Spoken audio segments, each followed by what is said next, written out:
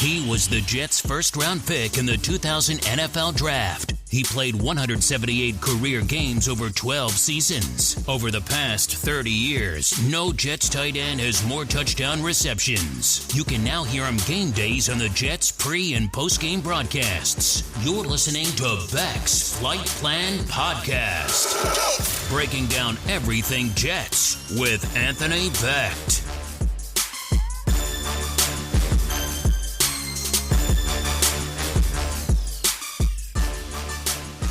What up, guys? This is Anthony Becht, and this is Becht's Flight Plan, episode 1 of my podcast talking about the New York Jets. And week 1 versus the Buffalo Bills did not end up the way the Jets wanted it to. Buffalo wins 27-17. And basically this podcast is to really break down exactly what happened in the game from start to finish, kind of grade the players, and let you guys know kind of what I saw and how things were done, how they can change, and how they can be better.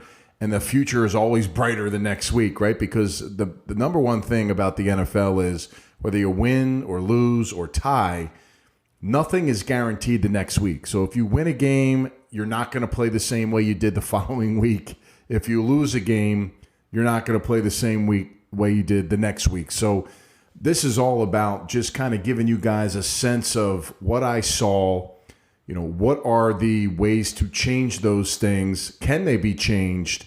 And what does the future look like? And then on Friday mornings, I'll drop a preview of the upcoming, next week's coming opponent, which would be the 49ers for the Jets. So let's just start with this game. Obviously, the Jets lose this game against the Bills in Buffalo. And I really just kind of want to go through the timeline of the game and really start offensively. I think the biggest thing I took from the first quarter of this football game is that, Sam Darnold never really got into a groove. There wasn't really an identity set by this football team, whether it was, come out first couple, plays, put your hand in the dirt, we're going to run it right up their throat. No matter what happens, we're going to run 3 times. Or, if he came out in the pass, clearly you weren't able to get any type of continuity with your first group of wide receivers and tight ends and backs out of the backfield. And to me, Sam never really felt comfortable during this entire game. But in the first quarter, first series, 3 and out.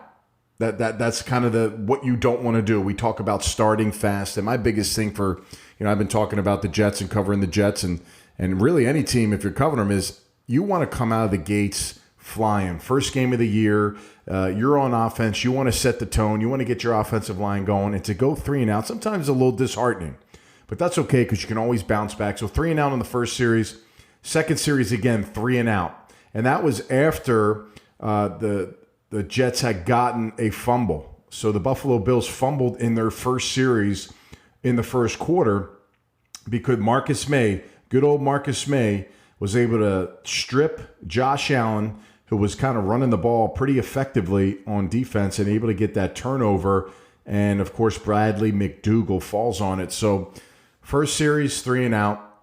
Second series, you get a tackle for a loss on second down with a run with Bell, which is not good. Clearly, you don't want to have defensive linemen penetrating. You want to get positive yards and get the ground game going. The ground game is the most important thing. Talked about that in the Jets pregame show of starting the running backs off fast and getting these offensive linemen off the football. So that second, third down of the game, 3rd and 9, you get a strong safety blitz, a great call by Buffalo Bills, and it forces Sam Darnold to throw a quick pass. And, of course, it's another 3 and out punt. So 2 series in the first quarter, 2 punts. Third series comes around, and the pressure is there, but not getting to Sam. But now Sam's kind of getting flushed out of the pocket.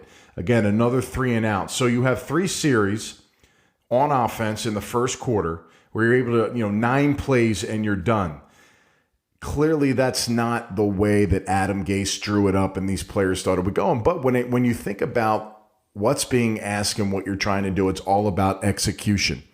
And, look, in a pass play, whether it's a go route, a post route down the field, something deep, or just a check down, If the receivers are there and they're open, you've got to complete the football. And I think the one thing that I noticed about Sam was just his inaccuracy and kind of really not being able to kind of get into a groove early in the football game, which was surprising for me because, look, this is his second year in the season, in this system. And, to come out with really the majority of your weapons in place. I mean, the only weapon that wasn't available to him was Denzel Mims, and he's a rookie, and he hadn't gotten any work with him. So you had all the pieces there. Chris Herndon's there. I'm expecting to see the ball kind of move around, get him in a groove, and we didn't see any of that in the first three series. And then the last series of the first quarter, Bell gets a nice run. He gets a first down on 2 straight runs.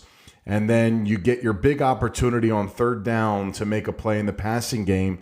And now this time, Sam Darnold is on point. He gets the ball to Crowder, but Crowder drops the ball. So again, just a colossal collaboration of just inaccuracies, lack of execution, and of course a drop ball that leaves you, leaving the first quarter with only 23 total yards. And you also have 4 penalties in that quarter as well, and that's on the defensive side. So it is 14-0 after the first quarter. Now let's go to the defensive side in the first quarter, and we talked about it in the first series. You had a nice mix-up. I thought Brian Dable of the Buffalo Bills, the coordinator, mixed it up really nice and got his quarterback into a flow. Josh Allen's in the same boat as Sam Darnold, trying to get his feet wet, trying to get himself acclimated to the start of the season. And what does he do? He comes out quick. And, he tries to get quick passes he gets a quick pass for a first down. They come out and empty. Then they also utilize his legs. And we all know that Josh Allen in 2019, in game 1 of the season last year, really, took advantage of the Jets defense with his legs. And he started to do that. He had a 12-yard run. And so as things are going and cooking, now you get a third down in the game, and you need a big play.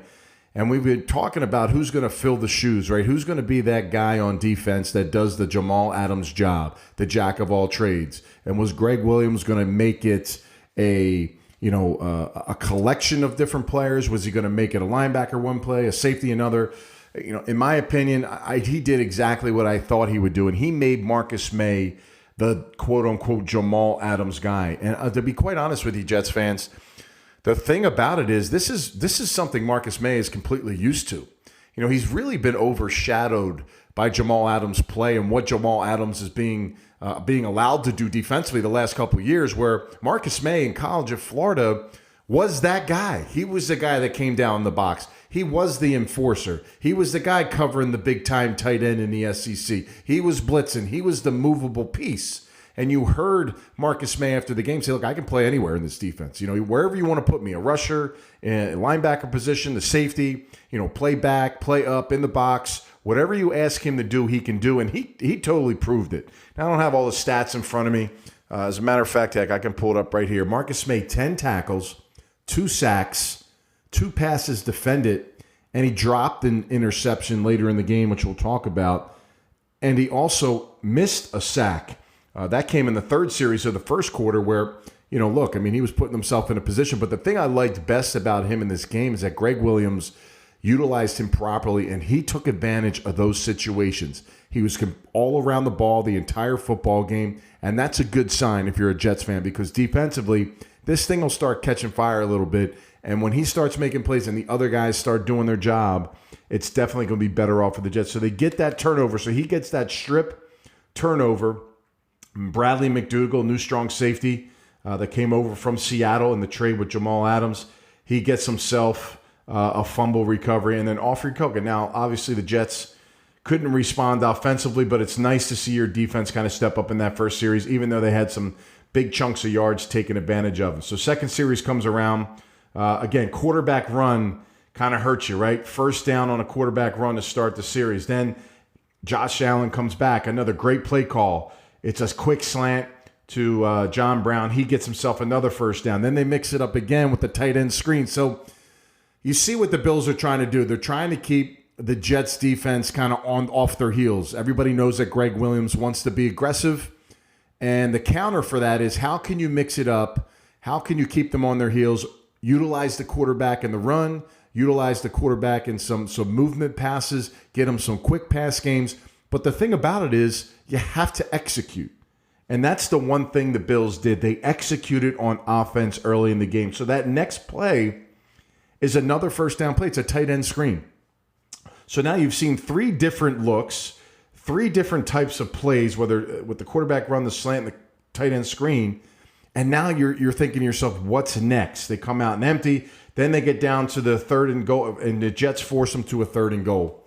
And this is kind of something that affected the Jets last year was penalties, right? Defensive penalties on 3rd down. And it's so hard in those tight quartered areas as a defensive back, a defensive player, when you're covering and there's time, right? Time for the quarterback to survey the land. And it just seemed like the pass rush up front wasn't getting there early on.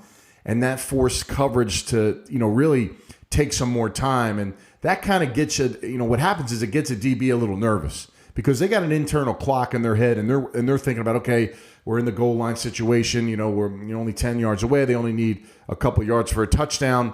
My guy's doing this. The defensive line's got to be getting close to him.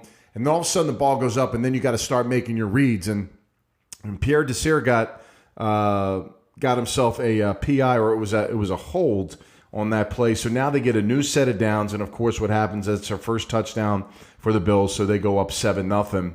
Jets, again, we talked about them not doing anything in the first quarter. And then the third series for the Buffalo Bills, another PI pass coverage penalty on Desir, which is not good. And then you started to see a little bit of with all the offensive plays that have been run so far and the offense for the Jets not creating any first downs, the defense is back on the field.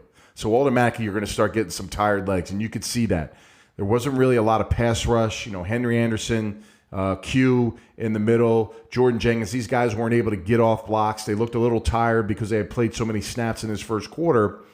Then you can kind of get into some important downs. Marcus May, we talked about it. This was the series where he missed his sack. And then because of that miss of the sack, Josh Allen is able to get out of it, makes a big run, and they get themselves a first down. And then, of course, the next couple plays, there's a penalty, a defensive offsides. That helps out the offense. And then, of course, you have the pass to Moss, who makes Zach Moss, the rookie, and makes it 14-0. So after the first quarter play, your team's down 14-0. You haven't seen much on offense. And you feel like your defense has been on the field the entire time. But you know what? That's okay because you started out slow. You can make some changes. Defense did get a turnover in the first quarter. There's still optimism there. So now the Jets have to come back and do something. So they come back in the second quarter. The first series, the first play, they get a delay of game on first down on the first snap of the second quarter. And to me, that's just uncalled for. Okay, and that's on your quarterback. Sam Darnold, they come off, they get the play. He's got to come up to the line of scrimmage or whatever, get in and out of the huddle, and let's go. Let's move. They got the play. They've had some time. No way that happens. And, of course, that just kind of melts down. There's a holding on Lewis. Then Lewis gives up a sack. And then there's an interception, right? So the first turnover by Sam Darnold, just a poor throw, poor decision. Again, Sam now 5 series into the game. He's been off early on. He's trying to push it, and this is kind of a normal deal with quarterbacks. When they're not having it go their way early in the football game, what do you try to do? You try to do a little more, and you get out of your technique and some of the basics decision-making process that kind of keeps you where you need to be, even keel as a quarterback, and he makes a turnover, and it's not going to be good because then that's when the Buffalo Bills get back the ball. And really just, I have all these little notches on, and there's about 1, 2, 3, 4, 5, 6, 7, 10, 11 plays here where there's a bunch of third downs. They're able to convert on a third and 4. Sure, they get a fourth down, get it to fourth down. They go for it, quarterback run, first down. Then you get Jenkins gets a sack. It's 3rd and 5 again. And then you get offsides by Q. That gives them a first down. Then you got May off the edge. He tips the ball up. Great play. Now it's 3rd and 10. Okay, and then you get Diggs on a 12-yard catch, another third down conversion, and then Basham comes back and makes a TFL. So every time they get into a third down situation, there's something good going on in first and second down, but the Jets can't convert and get off the field on third down. Now you're talking about real tired legs, really down. So you get after that TFL, then John Brown catches that wide receiver screen, and again, it's 21-0 before you know it. Now you're in trouble. right? You're one series in the second quarter, and now all of a sudden the Jets have issues and they got to make something happen. 21-0. They get the ball back. They only get 2 series in the second quarter. So the Jets get 2 series in the second quarter, and it's a 2-minute situation. And now we start to see Sam kind of pick it up. You get the tempo, move it up a little bit. There's a little bit of an advantage for offenses. You see it across the NFL each and every week, especially in week 1, where teams start going a little faster and they have some production. So Bell gets a nice 30-yard catch. Crowder gets himself a first down. Then you get a 21-yard catch by Crowder, and you start seeing, Darnold kind of working a little bit, right? He's maneuvering around a rush. Then you get a defensive holding, not able to convert and get yourself a touchdown, but you finally get on the board, and it's 21-3. So 21-3. And I think best case scenario now with the Buffalo Bills in their last series trying to get the ball, you got to do something to change momentum. And that's exactly what the Jets did. They get themselves to 3rd and 7. Phillips had gotten a TFL in the first couple downs after getting a first down pass on the first play of the series. And then Josh Allen, he makes a run on 3rd and 7. He gets himself a first down. So you can't get off the field on 3rd down. So we're starting to see some of those things where, again, staying on the field is not good for defense. Now, this is the opportunity. Marcus May, drops an interception through his hands. But the best thing about it is the Jets defense picks themselves up. Bless Austin. He upends Allen, gets a fumble, and then you get a turnover. And that's kind of a wrap for the first half. So from an overall grade standpoint, at 21-3, you're going to give the offense, probably a D+ in that situation. You want to come out fast. It's exactly the opposite of what they did. You want to establish a run game with your new offensive line up front. That's exactly what they didn't do. And you want Sam Darnold to get off fast and, move the ball down the field effectively, get some easy completions. And again, something they didn't do. The only reason why they didn't get in that for the whole thing is because they're able to put something together at the end of the first half to get themselves in field goal range. And you started to see the momentum change a little bit. At least I did. At least you feel good about going into halftime. Like, we kind of crap down our leg here on the first 2 quarters of the game, but we're able to salvage something. We'll regroup at halftime. Some of the glaring numbers going into half were the time of possession, right? 20 minutes and 59 seconds for the Bills. 9 minutes, 1 second for the Jets, 19 first downs for the Bills, and only 1 for the Jets. So, again, you're talking about, not 1 for the Jets. The Bills just had 19 first downs, which is just an enormous amount of first downs. So, regroup at halftime. You come out, you want to get something going here. And, defense comes out and they get themselves a stop. 3 and out, they punt. Louvu gets a nice rush. You get a sack by May. You start seeing the defense crank up. First series, Crowder comes out, has a nice first down catch. They get to 3rd and 3, and that's where you got the coverage sack on Becht. Had his guy, I believe it was Jerry Hughes, came off the edge, got himself a sack, but really it was more of a coverage sack. And to go back to Becht, Mekhi getting his first game, you heard him after the game talk about the speed of the game, and he, wanting to slow down. And what he's talking about, he's not talking about him moving around or the speed. It's just really the speed of what he sees. When linemen are crossing and doing, games in front of him where a D tackle comes around, the end goes down and spikes, and they pull his jersey, then a linebacker comes off.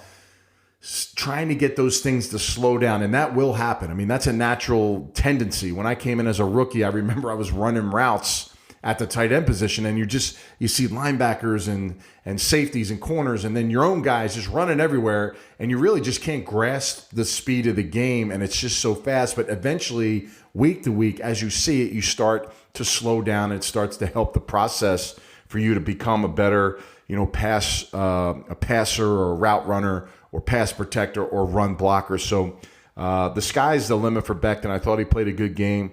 I thought overall the offensive line played a good game. We'll get into that overall grade later on. But so they have to punt on that series. Again, the second series for the Bills, big play by Beasley, 29-yard catch. Okay, there's a PI against Hairston following that. But then guess what? Good old Marcus May comes up with a huge sack, holds them to a field goal attempt, and they miss it. So again, you still have some momentum, and the Jets take advantage of that in the second series of the third quarter on a 3rd and 7, Crowder. And this is interesting because there was a blitz coming on the strong side of the Jets on that 3rd and 7 that forced Crowder to break his route off quick and Sam Darnold to hit him at the 3-yard mark from the line of scrimmage. And that, you would say, is a success for the Bills, because if they make the tackle at that point, he doesn't get the first down and you force a punt. Well, guess what? Jamison Crowder makes a spectacular play. He's able to kind of dislodge his leg from a couple tacklers, gets himself into the wide open area, and he finds himself with a 69-yard touchdown catch. So now it's 21-10. It's starting to get interesting now. You see and feel the momentum. And this is football, man. Like, I think the biggest thing, like, you see things happen early in the game, or maybe it's vice versa. You start off strong and things fade away in the second half. You got to keep treading water, man. You got to keep chopping wood, and you finally get yourself in a position where you can strike. And the Jets take advantage of that, and they cut the lead to 21-10. And to me, mentally wise, if you're a New York Jet, you got to feel good about it. 2 straight series on defense, you get stops, and then you score a touchdown in your second series of the third quarter, and you're feeling good. Now, the one negative is Le'Veon Bell doesn't continue to play after the second series because of the fact that he hurt his hamstring on a wheel route earlier on. And to me, that's a big deal. One, because I had him in my fantasy league. So that's definitely not a good thing, because the guy was my fantasy running back and he didn't get me a lot of points. So he wasn't able to play in the game. But it's, obviously it limits you at the backfield with the Jets, because now you're just Frank Gore as your opportunity. And you can't really run the ball, okay, because you're down and you're trying to make things happen. So the series after the Jets score, the Bills come out, they get a big run, but then Fatukasi gets a tackle for a loss. But then you get a negative. So we're seeing this kind of repetitive process on defense. First, second downs, we're seeing some really good play. We see a couple TFLs. We see things happen. And then Quentin Williamson gets himself a roughing the passer. Again, just kind of a bonehead move. I think personal fouls are the most selfish things. I don't care what you do or how you get it. If you get one, you hurt your team. And that did hurt your team. But then you come back. You get a third down. Again, the Jets force a third down, and then Lange gets a really nice breakup on a pass breakup on third down. So what do? You force a field goal, and what happens? The Bills miss a field goal. So now it's time for the Jets to come back on their third series, and what happens? And this is the play where Sam Darnold on third down gets himself running out of the pocket and doesn't throw it away. He loses yards. I don't think it was third down. May have been second down. I don't know why I didn't write that down in my notes, but he finds himself where, instead of getting rid of the ball when he's getting pressure from the outside running to his right, he decides to just kind of run out of bounds, and he takes about a 3 or 4 yard loss, and that ultimately is considered a sack for the Buffalo Bills. And again, it's just, being smart, not putting your team back in those situations, and, not really putting yourself in a bad spot. So 21-10, here comes the fourth quarter. Still in striking distance, right? Still have the ability to kind of catch up. Bills get the same down. Then you get the face mask on first down. Now this is when we get the Herndon fumble. And Herndon had not really done anything up to this point in the game. And when I say not done anything, really wasn't given the opportunity to do anything. And I think that's something that Adam Gase will look at as he watches the film is, I got to get this guy involved. I got to get involved early. I mean, you got a couple tight ends that can do good things for you. Griffin was in there. He played a lot of special teams plays. He's making a lot of money. You're paid him an extension. Let's get him involved. Get both of those guys on the field. Those are mismatches. And again, those are the kind of things you got to feed off of, and especially now if Bell's going to be down in this coming game versus the 49ers, you got to find a way to kind of drum up some runs. Frank Gore's an inside the tackle runner. Why not throw a couple tight ends in there to mix it up? Wesco will probably play a little fullback in the backfield. He did that for a couple plays in the game against the Bills. But when you kind of get into that, that's when the Herndon fumble happens. Very close. It looked like it could easily have been called an incomplete pass. But again, it goes in his hands. He makes a football move, and the officials, after further review, called that a turnover. And honestly, you can go either way on that one, but it did kind of make a football turn, and that pops out. So there you go. You get a Herndon fumble. So what happens? The Bills get the ball back in their first series. They get a nice play to Diggs. a little jet sweep to Brown, first down. Then you get third down, Diggs gets a first down, and then you get down, but you make down into the goal line area, and the Jets do a heck of a job preventing them from scoring a touchdown to make it 3rd and goal, and of course they kick a field goal. So they finally make a field goal after you just held them to 2 missed field goals and a punt earlier in the third quarter. The first series of the fourth quarter, you hold them to a field goal. Now you're down 2 touchdowns. So you're still in striking distance if they're your New York Jets. You have to have something kind of drummed up in this next series, and this is kind of the turning point at this point in the game. Is that second series, you go 3 and out, and Sam misses a throw on that, and you're not able to get any first downs to move the chains, and then ultimately that's that next series when Basham gets the roughing the passer, and they get another field goal, and at that point it's really too late in the fourth quarter. So as you go back and look at this game, and overall time of possession, 41 minutes and 16 seconds. Think about that. 41 minutes and 16 seconds of the game, the Buffalo Bills had the football. You cannot win, the game at all if you don't have the football. You have to run plays. You have to convert first downs. And it really comes down to just starting faster. And, look, the game plan was in. You worked it. You may have had your script of plays, but it didn't really pan out for you in the first quarter. I mean, the first quarter was really the killer of this game because it gave the Bills a momentum because they executed on their plays and the Jets didn't execute on the first quarter on their end. 95 yards and penalties for the Jets. Never a good thing when you get close to 100 yards. It's not going to win you any games. Several silly fouls, some personal fouls in this football game. Third down conversions for the Bills because of some defensive PIs, holding calls by the secondary. So, look, what are the positives that come out of this game? Here's the positives. Marcus May, to me, is going to be a problem for this division, for this conference, week in and week out. I love the way that Greg Williams utilized him. Thought he did a great job. I don't know if the pass rush, to me, was together as well as it should have been. For me, all the snaps that the defense were taking in the first quarter into the second quarter, not only was it their own fault for not getting off the field on third down, but the offense not being able to just generate first downs for them and just keep them off for at least 2 or 3 different conversions. And once that happened, you saw the tired legs. You didn't see the push. You didn't see the drive. They're not very deep at defensive line. So guys like Q and Williams and McClendon and these players, Henry Anderson, weren't able to get the push that you wanted. And you really couldn't get it as exotic defensively, in my opinion, that the way Greg Williams wanted to, because of the fact that the score kind of got out of hand and really the disruption of Josh Allen and his legs. So offensively, I mean, no one really played great. Jamison Crowder, again, took advantage of the situation. He was the lead go-to guy, 7 catches, 115 yards, and a touchdown. But overall, really didn't have any help at the receiving corps. Herndon had 6 catches, all came later in the game. He did have that fumble that was costly later on in the fourth quarter. Surprisingly, Brashad Perryman, 3 catches for only 17 yards. Again, he's a speedster guy, a guy that can go the distance down the field. You got to have at least 1 or 2 shots for Brashard in the game that I did not see. I didn't see the ball go down the field for Sam Darnold in this football game. So you got to take those shots and mix those in. And then the rushing game, to me was non-existent. 52 yards total rushing. Only 14 for Bell and 24 for Gore. And that kind of starts out the beginning of the game. You weren't able to spring anything.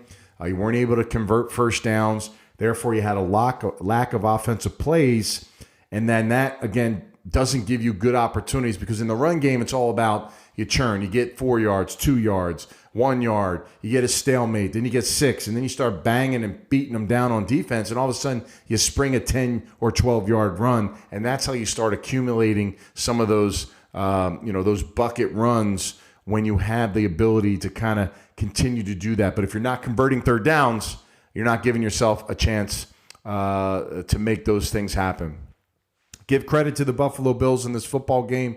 I thought they came out prepared. They came out with an excellent plan, and they executed. Everybody has aspirations of doing those same things, but you have to go and execute. The Jets didn't, and the Bills did, and that ultimately was a summation of the game. Overall grades, when you look at this team, I talked about the quarterback offense, at least in the first half, was a D+.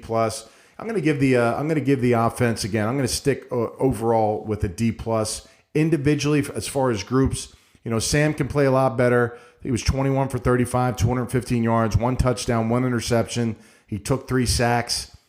He's a stand-up guy. You heard him after the game. He put it all on his back, said it was his fault. He's got to play better. He's got to make better decisions. And you know what? When he makes good plays and it's all about him, he always deflects the positives and gives it to his teammates. Consummate pro, takes accountability for the situations. I expect him to be a lot better next week. Offensive line, I thought they did okay. It wasn't like Sam Darnold was attacked in this game and he couldn't make plays down the field or get the passes off or, didn't have the ability to stand in the pocket and make things happen. So overall, I thought the line did good. We talked about Becht earlier. I thought he played solid.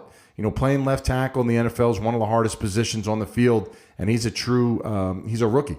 So his first year, being able to get thrown into the fire like that, going against a really good active defensive line of the Buffalo Bills, you expect some problems to happen, and I really felt like, he kind of doused a lot of those fires out. He did give up that 1 sack. I thought it was more of a coverage sack. So I think coming out of that game, I think the organization feels real good about Becht. At least I do. I know he's going to get better and better. The kid has a desire to play. He did have an awesome finishing block in the middle of the field where he just drove a defender, knocked him on his back, and just drove him and finished. It's an attitude to play offensive line.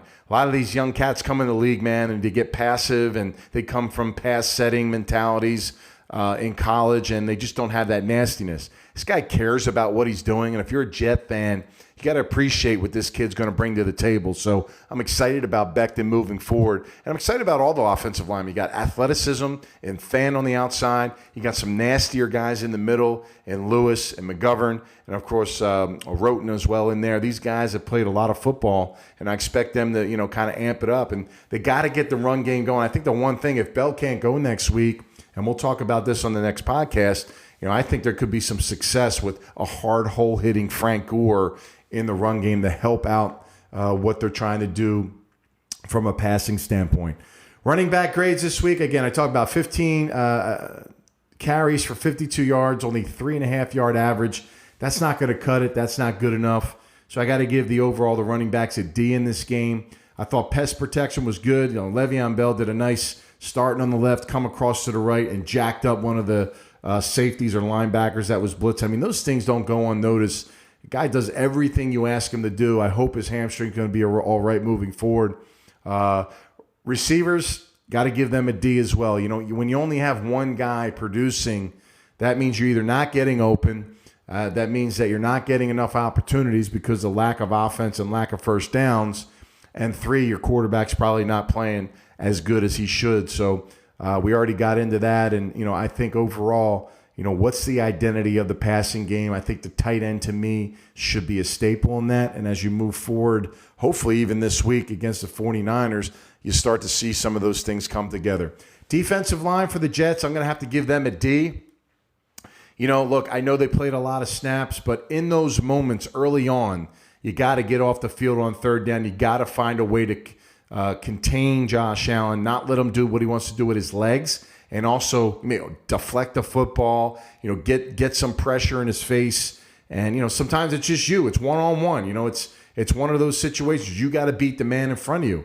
And the more plays they ran, you saw the tired legs of the Jets. And doesn't mean they're out of shape. It's just, man, you just playing consistent tempo like that and playing play after play, it's just hard to get off, and they're not very deep at the defensive line position. So, I have to give them a D for their performance.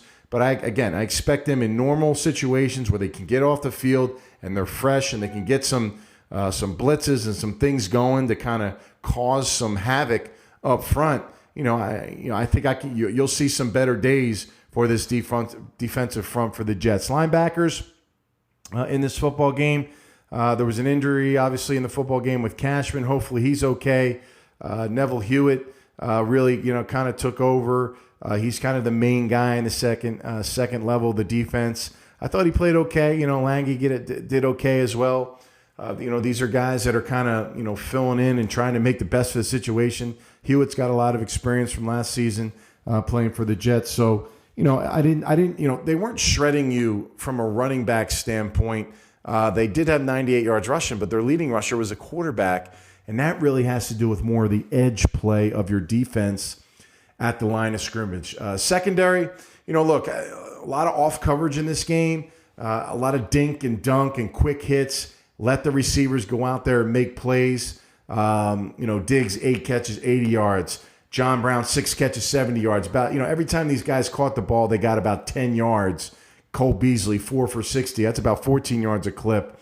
Those are the things where, if you're getting pressure on the quarterback, you're getting a little bit tighter coverage in certain situations, and you could make some things happen and get off the field, you're not going to get that repetitive groove that the quarterback can get in. And we talked about that. Josh Allen, the coordinator for the Bills, Brian Dable, were able to get themselves in a position where they could execute on some of the short passing game, and it opened up for them to making bigger plays in the passing game down the road into the game. So, again, not the greatest, result for the Jets. I mean, clearly Jets fans wanted to see a little better product on the field, but it is only one game. It's a long season. The one thing that's great about football, and I say this all the time, nothing you've done in the game before dictates anything you do in the next game.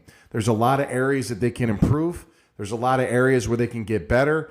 And there's a lot of areas where plays were left on the field that you weren't able to take advantage of, whether it was a technique situation or being in the wrong place. You heard a bunch of players saying on defense that they just have to be in the right place at the right time, which was dictated for whatever the defensive call was. So expect all these things to be better. The one thing about the Jets, when they take a loss, they usually bounce back and play a lot better. That doesn't guarantee you anything, especially against the 49ers. It's going to be a tough, hard-nosed battle against the 49ers.